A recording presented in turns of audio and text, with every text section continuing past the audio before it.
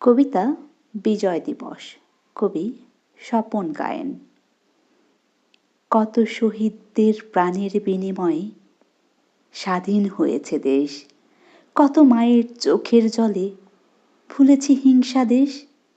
স্বাধীন দেশ, স্বাধীন মানুষ, রক্তাক্ত দেশের মাটি, জাতীয় পতাকা উড়ছে আকাশে, শহীদদের রক্তটাই খাঁটি।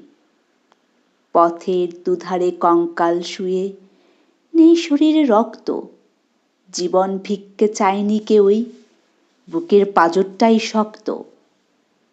বিজয় দিবসে নতজানু হই যারা মহান বীর, রক্ত দিয়ে করলে স্বাধীন উন্নত তব শির।